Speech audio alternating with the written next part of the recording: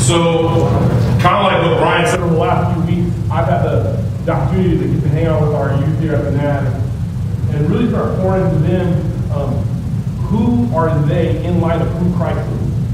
And so we've been going through the 7-week series called I Am. In the book of John, John, the writer, he talks about the I Am.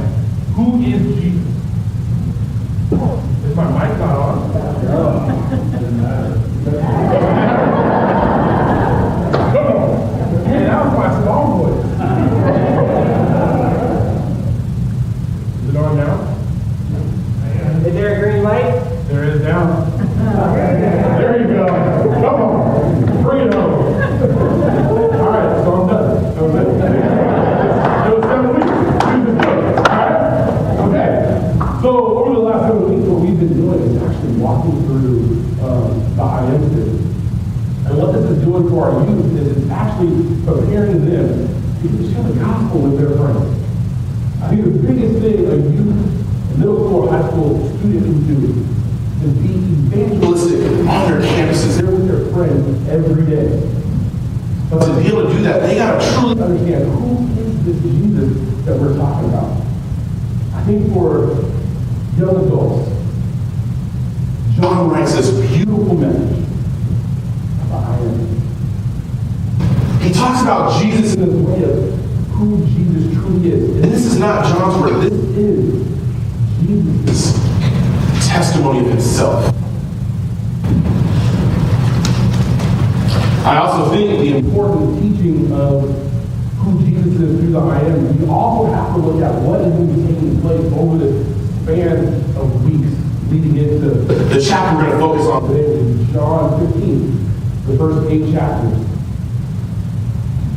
How important is this teaching? You must remember when this passage took place. So let's kind of set the stage a little bit this morning as we lead into John 15. Leading up to this passage of Scripture, several things started taking place. The Sunday before, Jesus rode into Jerusalem on that donkey. I want to pause because you have to paint this mental image.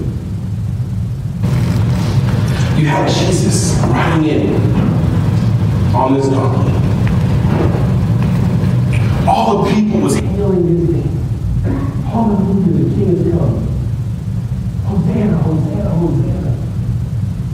Shouting his name. See, these folks understood, they knew there was something deep inside that was completely missing, and only this King could fill it, could fix it. See, the people lined the road shouting, "Blessed is he who comes in the name of the Lord. Blessed is the King of Israel." See, as the week went on, Jesus started teaching his disciples. I love this intimate moment that Jesus took with his 12. He knew exactly what they were going to need during this week leading up to the cross. They knew they needed to have time with their teacher.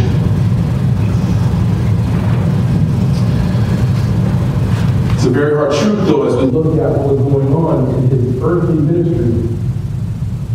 His earthly ministry was coming to a head. See, his earthly ministry was going to stop.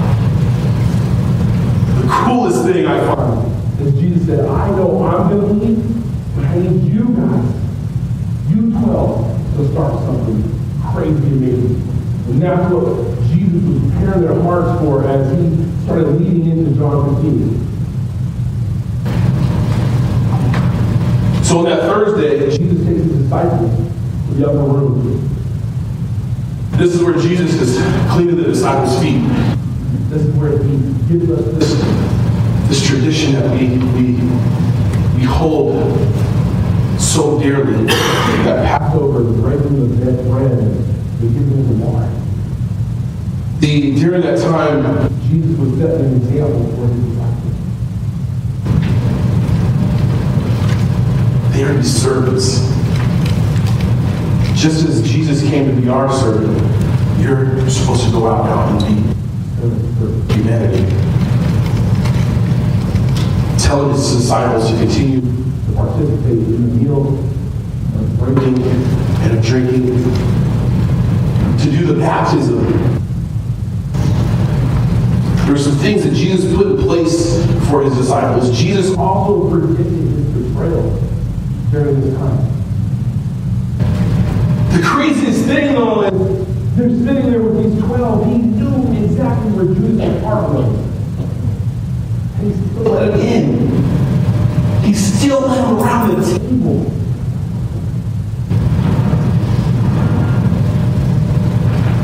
And Peter's denial. Peter was going to be his rock.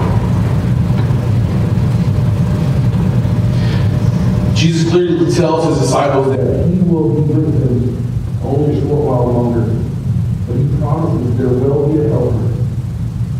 That of the Holy Spirit who will come to be an advocate for a guide to lead them through his words.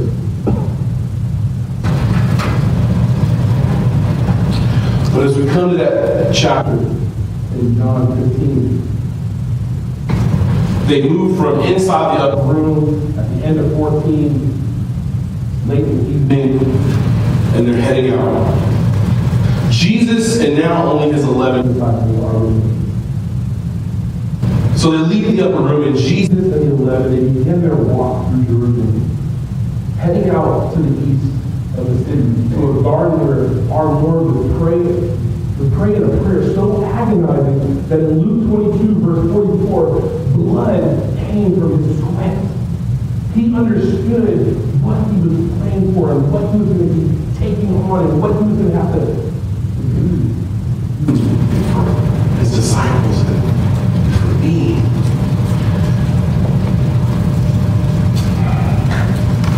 At the same time, his disciples would fall asleep. How often do we get called to do something and we sleep on that call? We'll put it off to next year. Let me become healthy first and then I'll go do it. So often I have done that. So often I have fallen asleep on my call. That's the same garden where Judas came back and said, "Teacher," and kissed him.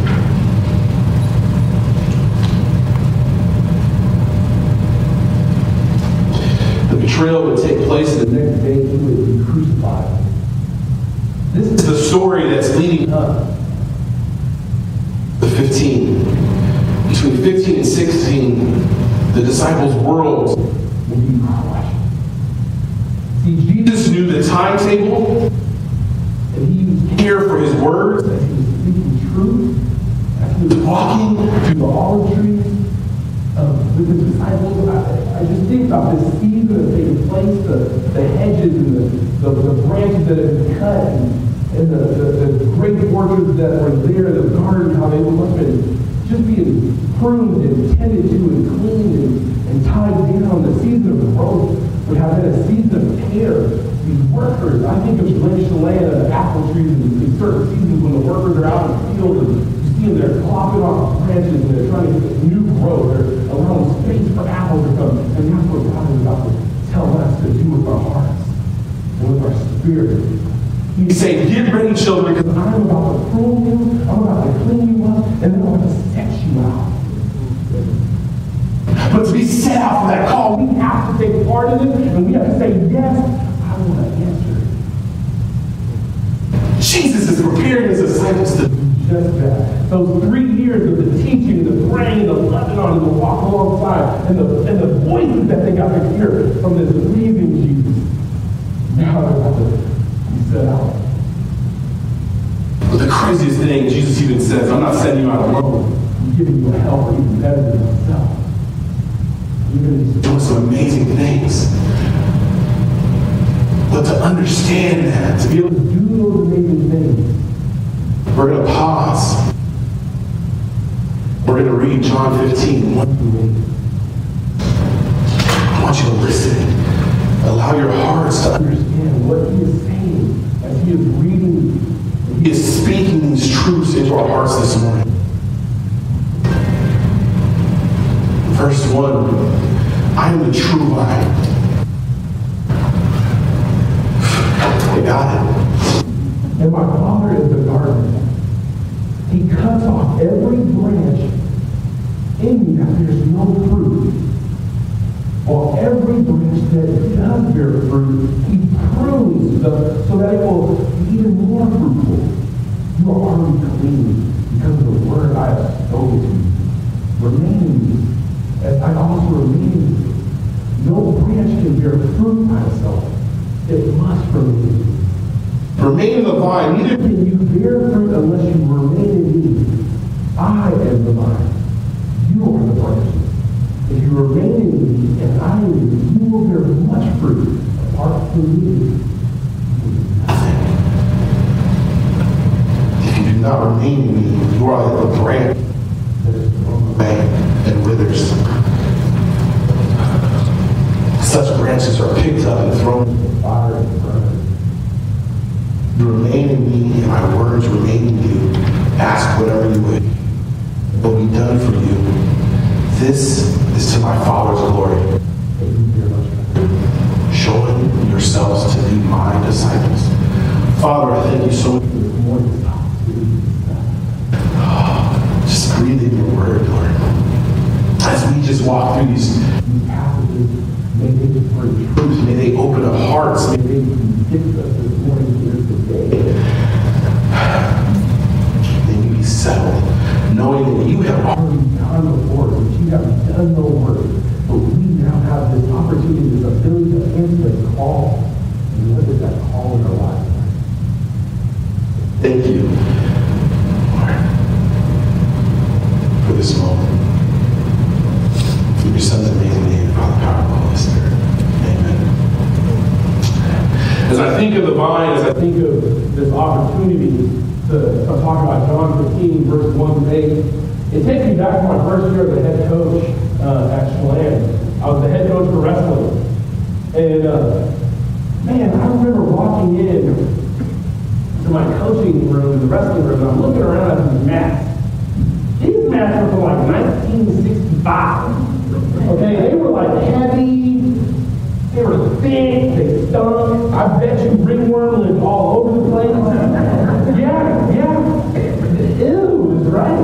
I got to wrestle on this with these 18 high school kids, right? And I'm sitting here thinking to myself, this is a no-go. I'm a clean freak. There's no way I'm getting on these mats.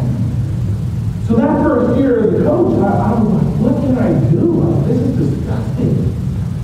And then before our first tournament, I go to the cage, and I'm like, all right, we're going to get our gear. It's probably going to be fresh, the big goat tail. Man, this stuff is from like 1940. Okay, how are these kids wrestling in these cotton uniforms? These singlets just thick. They're hot sweat. They make me hot think about it. And I was like, dude, I remember going to Rob Rainbow and saying, hey, what's up with our gear? What is going on with our masks?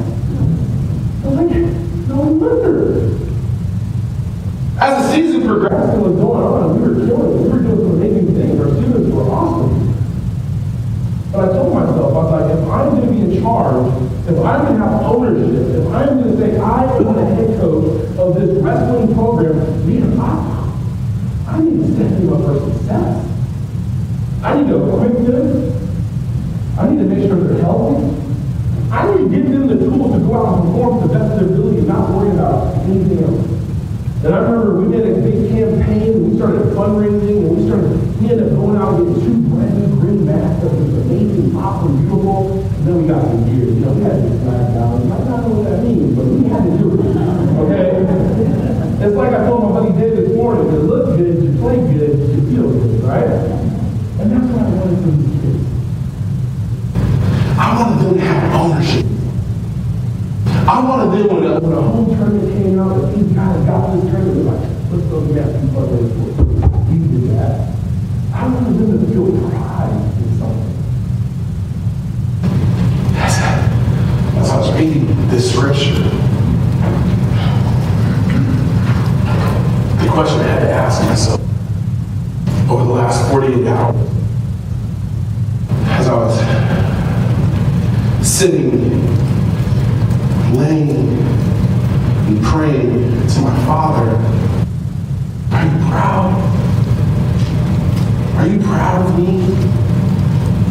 The same way I am proud of my wrestlers for their fundraising efforts, for their going out and they're working hard to have this mat, have this clothes that they can look good. I had to ask my Father, are you proud of me? Am I dressed up the way you want me? Am I that Christian that is out in this world loving?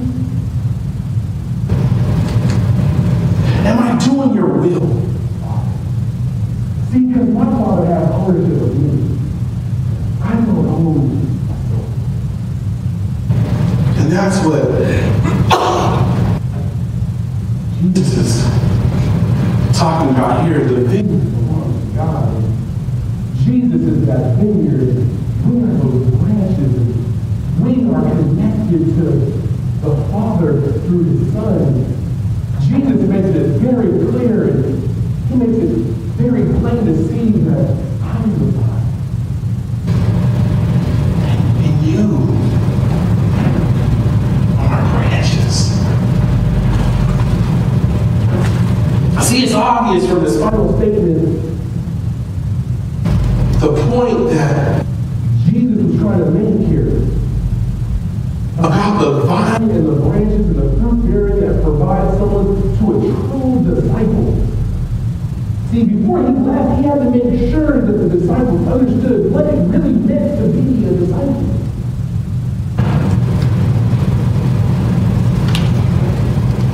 The easiest way for Jesus to probably do that, I'm not going to speak for Jesus, but in my heart of heart, when I'm thinking about reading the scripture, I keep thinking of Him walking through the garden, walking through what He's seeing. See, Jesus used these parables all the time, whether He's out on the Sea of Galilee and He's using the boat and the fish. He wants using terms and words that these people understand. Just us average Joes. He wants to make it so clear that they get it. They get this concept of who you are in light of me. He's not going to use some huge theological word that you're going to have to scratch your head.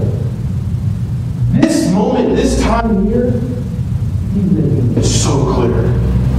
I love it. It couldn't get any clearer.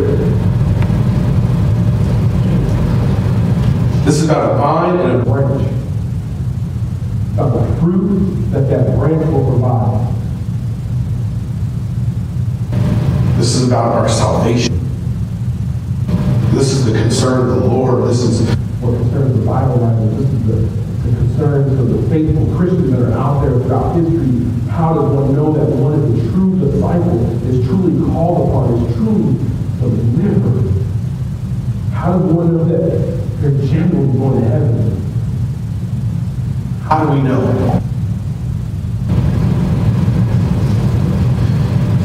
There's nothing more important than our salvation.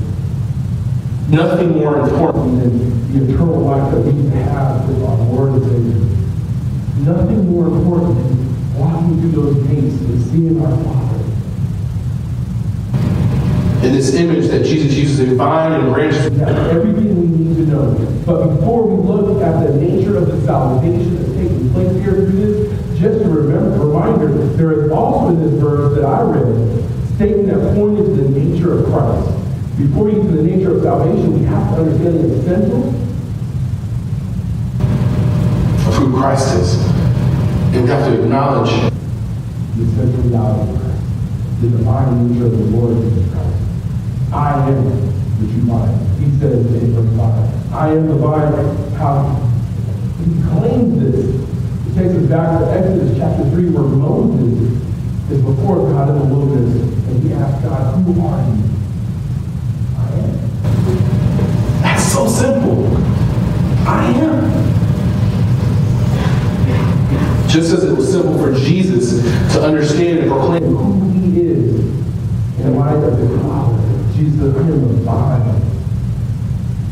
Those two words, I am. See, Jesus doesn't say, hey, you're the vine. He says, I'm the vine and you're the branches. Again, for me, as I was walking through the scripture, I started wanting this control to I get to the mind, but I know I have Peter to do something, right? I'm cool. How often do we do that when we're given this opportunity to have something so simple, we want to complicate it? Honey, what do you want for dinner? Well, what did we take out? We took out chicken. So what do you want for dinner? It's chicken, right? That's what's out. Well, was apple chicken? What else do we have? No, it's chicken. We took it out. I've got myself in a lot of trouble. I know she comes home from work, long, we take something out. Honey, what's for dinner? And she just gives me this tear like, and I know it's chicken. But I have to ask a question, right? Because I want to control something. An example I used with our youth group one night was my son. When he was an infant. And he had a cousin who was just a couple months older. As parents, you understand this concept. Mine! It's all mine. You understand the selfish instinct. It's mine. I remember this toy, and my son was playing with it, and my nephew comes by, and TJ grabs it. My son grabs it back and hits him with it. Mine! How often do we do that when it comes to his orchard? How often? I'm going to give you some examples. As I was thinking about this and I was praying over it, I just started thinking about, God, why do I try to be the gardener knowing I'm no good because I don't know how to direct my own path? I'm a sinner. How do I know it's good? It's crazy. So as I started thinking about this, I started thinking about myself. My birthday just happened. I turned 42. And I had someone ask, well, Jeffery, 42, how do you feel? I said, I feel 52. All right? I'm like, come on, man. You know, by the time you're in your 40s or maybe 50s or 30s or 20s, we still have this control issue. We want to hold on to everything. But God, that was my good health. I want this health kick. I want to lose weight. I'm sick of being fat. I'm sick of eating my troubles away. I'm sick of turning to something all the time. God, I'm going to control this. I'm going to get on a diet. And then I fail a week later. I mean, how often do we go through these trends? God, that's my money. I earned it. Why the stock market crash? The hard ones is when you lose something. But God, that was my wife. My son, my daughter, my mom. She's mine. For you parents that are getting ready to launch kids out in a little while. And you're like, oh, that's my daughter, that's my son.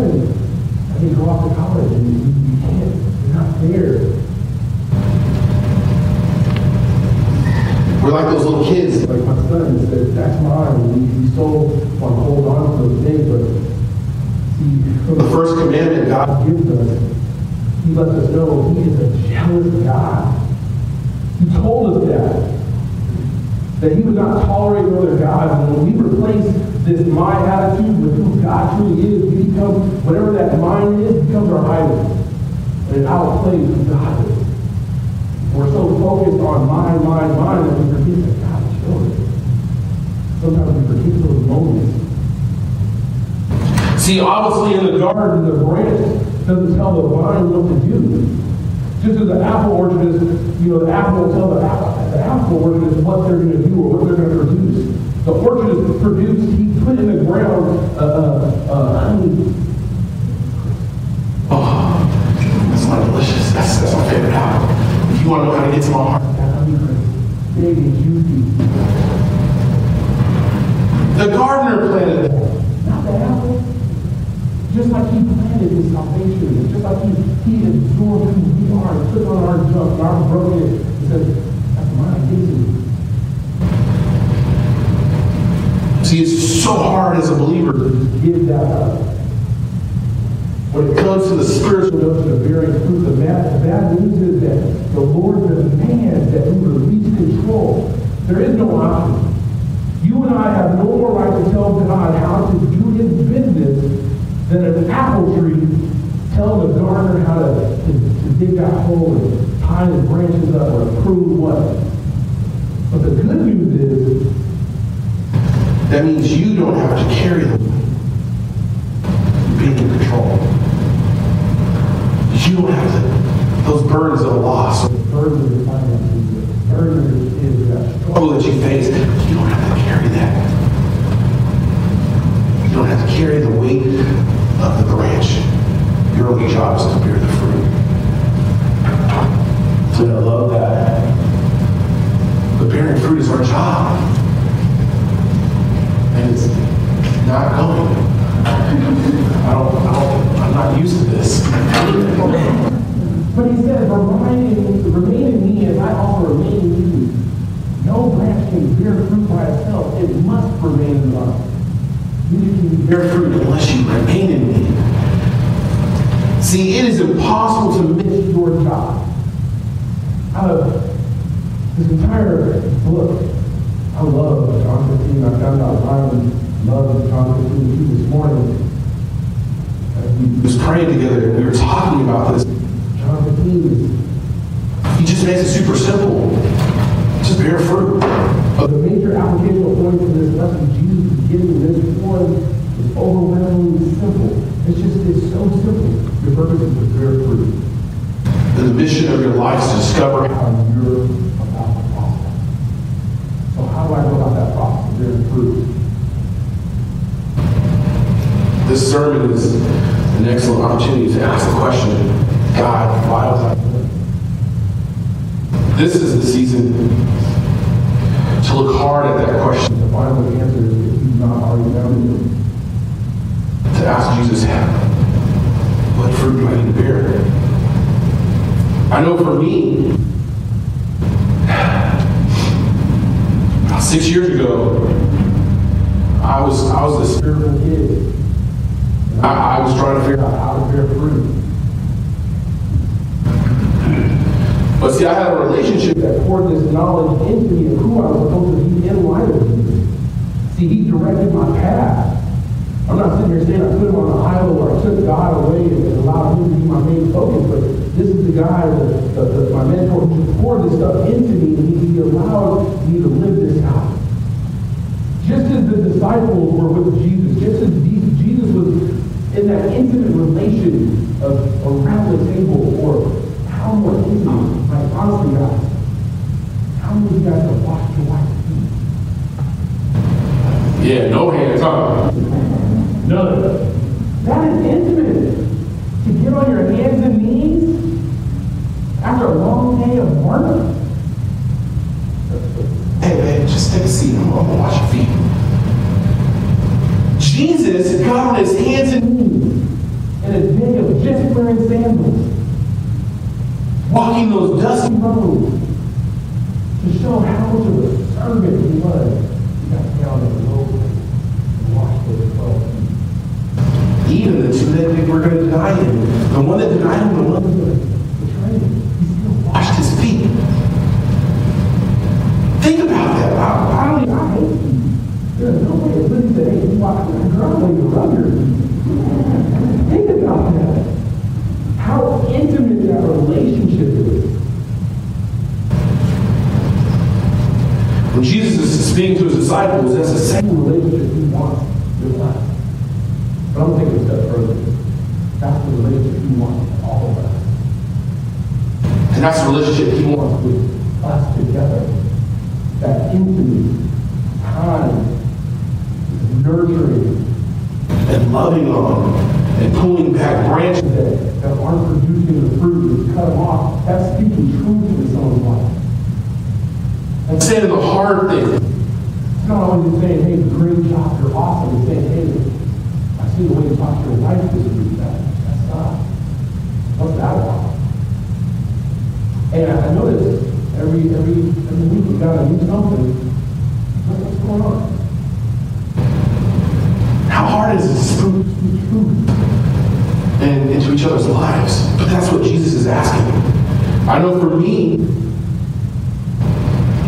the relationship I had with a mentor, it was Paul and Timothy relationship. See, Paul knew everything about Timothy. Timothy knew everything about Paul.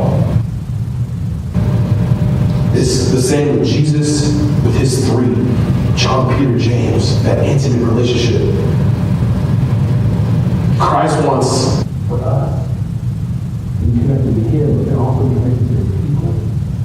But it says here, it says the vine shows So that each branch is working together. Just as we need to work with each other, the glory of God. but we can't do that when we're set apart. We can't do that when we're disconnected.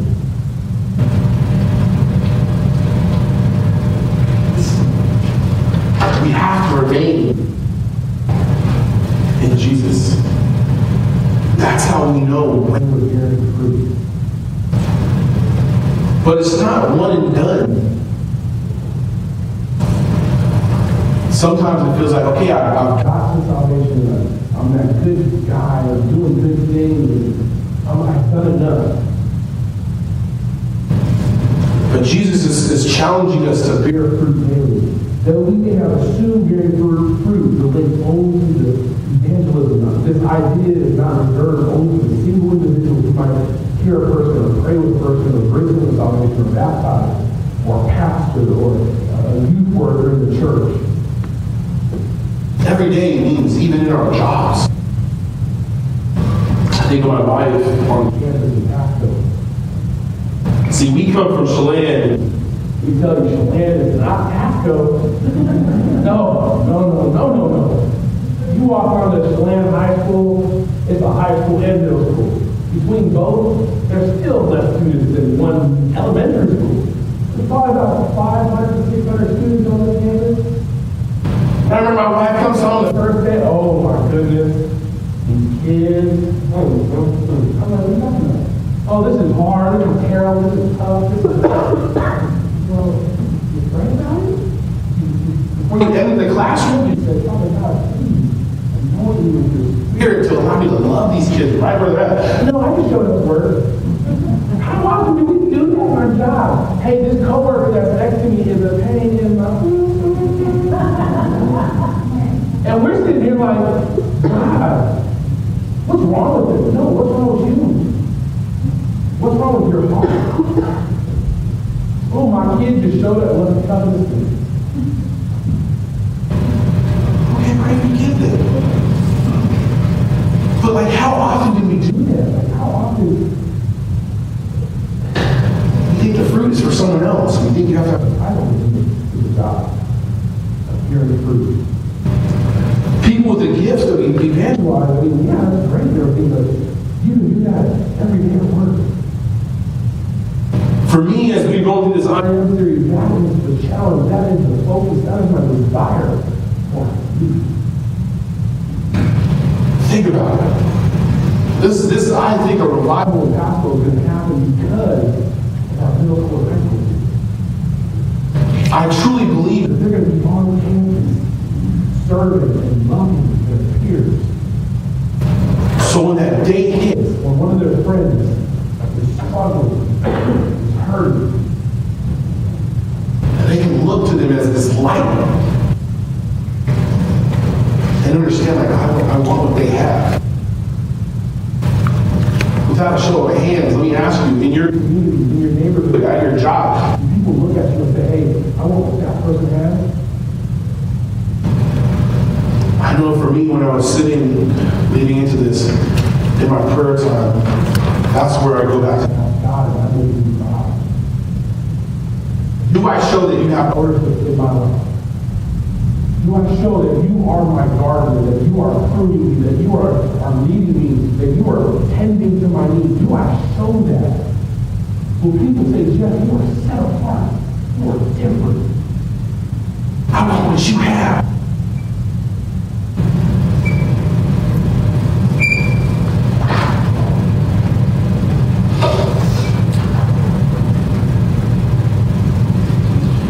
See, the coolest thing is, Jesus didn't simply command that we bear fruit. He also promised the gift of the Holy Spirit.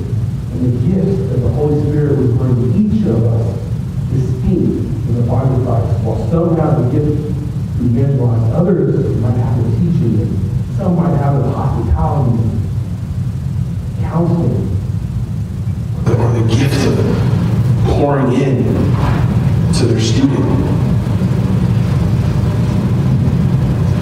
See, the mix of gifts means that none of us should try to Carbon copy someone else, but we got to be who we are in light of who God is.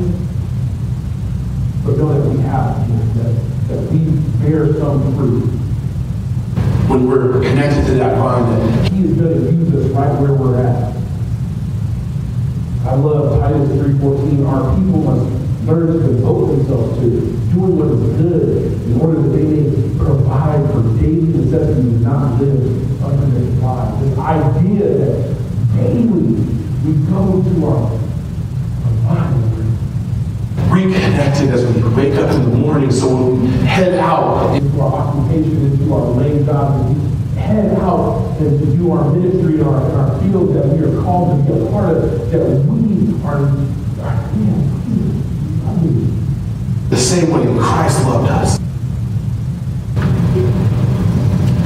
Psalms 1:3.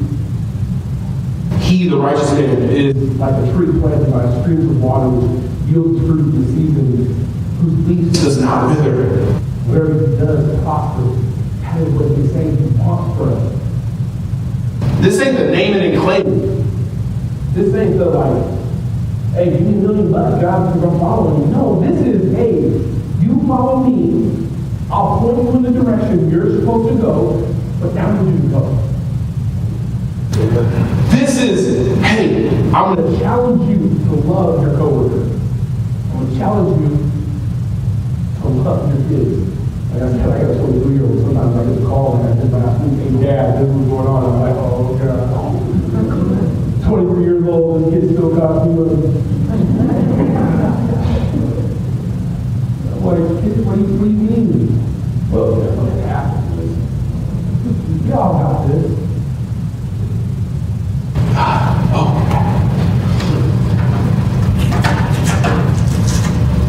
It's simple. This abundant life that He is offering us. It's not just so we can look Look at it and say, this is our life. It's so we can bear the fruit for God to be good. See, bearing fruit, however, requires a Lifelong commitment of work and discipline. See, no plant You just get planted. can be left unattended thinking it's going to bear some kind of fruit. That plant It needs to be pruned. It needs to be nurtured, it needs to be loved and watered. cared for. And that's what He's trying to do with us.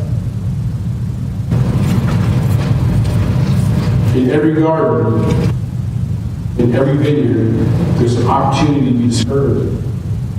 I remember going out with stamps To the apple orchard and land. You had this patch. It was bare for years. Couldn't figure out why. And he bought this Set of land, and he's thinking, I'm gonna buy it, I'm gonna do something with it eventually. He said, I'm gonna wait and see this. See what comes from nothing. It just sat out there, empty. So he decided, hey Jeff, You're a big body, you wanna come help me move stuff? I'm out there moving it. cleaning, loving the soil, and watering it. All of a sudden, you start to see this life start moving there.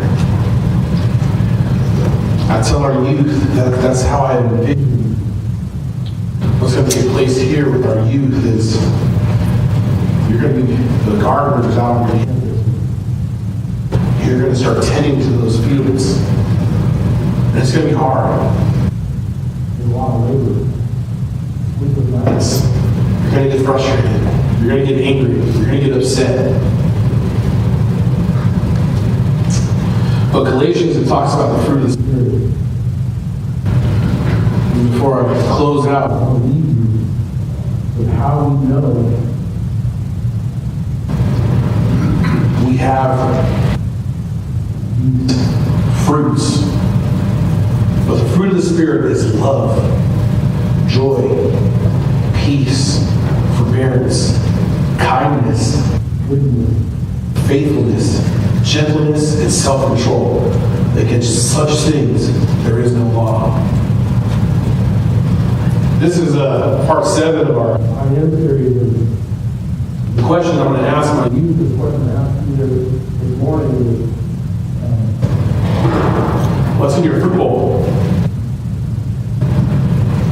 Are you showing these fruits of the Spirit? Are you loving? Are you peaceful? Do you show it? Are you kind?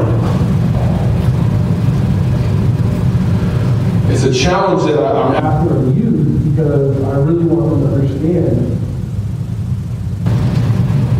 what it means to really be a Christian in the light, in the world that we live in today. It's hard. It's not easy. 50, 60 years ago, when there wasn't all these distractions And the stuff going on in our world. This is the season, honestly, where as a Christian, this is hard. It's so easy right now to just say, throw the towel in and conform to the world because everyone's doing it. But as family, are we going to stand bold and be willing to show our faith to this world that so needs it right now? Or are we just going to throw our hands up?